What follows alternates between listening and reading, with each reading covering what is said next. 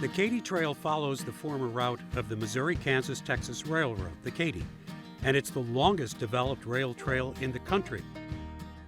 When I came here, I had, some good expectations of having a great ride, but riding the Katy Trail every single day has surpassed my expectations. It has been an absolutely beautiful trail to ride. BAM started a few years ago to give people an opportunity to have a guided experience along the Katy Trail, its entire length, 237 miles across Missouri. And it stops in a variety of places and gives people a chance to see what's along the trail, but experience the little towns that they stay in, towns they stop in for lunch and have breaks in. People from around the country and around the world actually come to it to have the experience. The state maintains the park, and what I've heard from people that have done rail trails all over the country, this one's extremely well maintained. One of the other things that's really nice about it is every 10 to 12 miles there had to be a stop for the steam locomotives and fuel, coal, or whatever. And little towns popped up around those stops, those fueling stops. So most of them still exist to some extent. Old general store, an old grain elevator, and there are some small businesses that are still hanging on. There are some pretty rugged and isolated bike trails in the U.S. This is not one of them. It's scenic but relatively flat, and it has all those places to get on and off. For outsiders from other parts of the country or even the world, this is a chance to experience, well, the heart of America. We've met people here on that front porch from France, from South Korea, from the UK, and many, many people from New York, California, and all points in between. A lot of people come from around the world, but a lot of people come from around the corner. It's very relaxed pace. You're stopping at all these little cafes, bike shops, and whatever along the way. It's a great experience. Neat being able to come to these small towns like this and ones just passing through that you would never really know about. And then the hospitality that you get in places, that come out, they support the riders and they're really welcoming to everybody coming through. So that's been a lot of fun too. Awesome. Every stop, every town that we've gone to have breakfast or lunch, everybody's great.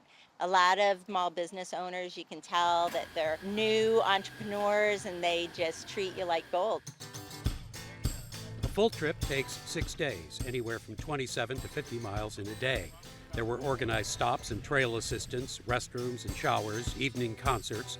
The cost, $450 per person for the full ride, if you camped. A lot more to book rooms.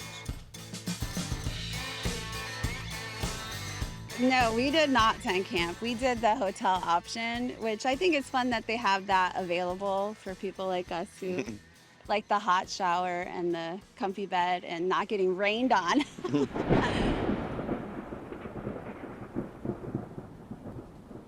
They said, 3 or 4 days rain? Originally, just 1 day. I can do it.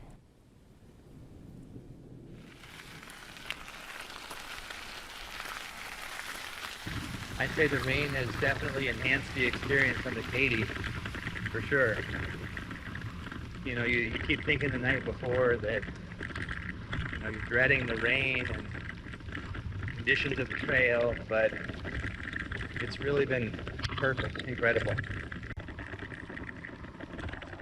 Rain or shine, the Katy often makes the list of the country's best bike trails.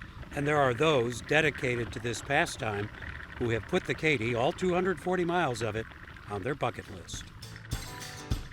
Well, there's a group that, they do all the popular ones. It's Rag Ride, there's Katy Trail, there's Ride the Rockies, there's Bonton. Yep. There's maybe a dozen of them that are pretty popular. You run into people that you never would have met any other way. We all have one thing in common.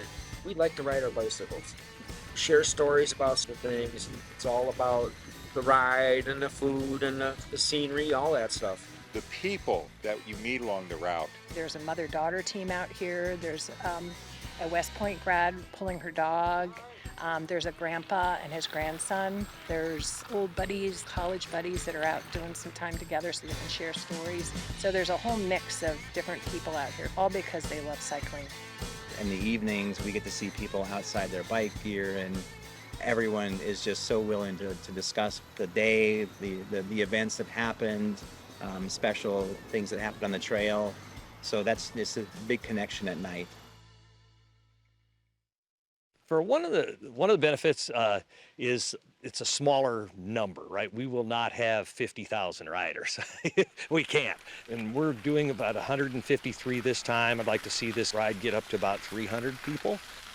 The cycling clubs and things like that, we really embrace having them come out in force and helping bolster the numbers and experience in Missouri. Yeah, bikers are friendly people. It's like we're a little fraternity of our own. You don't have to, it's not a race. You don't have to get from one point to the next. The mileage is doable for the day. So you just take your time, you see what you want to see. I mean, if you want to go fast, go fast. If you want to go slow, go slow. If you want to stop somewhere, take pictures, you can do that. So for me, riding the Big Bam gave me a taste of what I could do on this trail. Yeah, I guess what I tell people is it's not like you're riding 50 miles, it's like you're riding 5-10 mile rides. It's not as difficult as you might think coming into it. I mean, you got to spend some time on the bike, and as much as anything, it's getting your bottom accustomed to sitting on a bike seat, right? Yeah. It's not typically a physical limit. It's more about, well, when do I need to go get laundry done? Right. So. Yeah. But we'll get together and chat for a while afterwards, and it's just enjoying everybody's company. The common bond of the bicycle brings us all together. Organizers have been running 2 of these a year, one in June and one in September.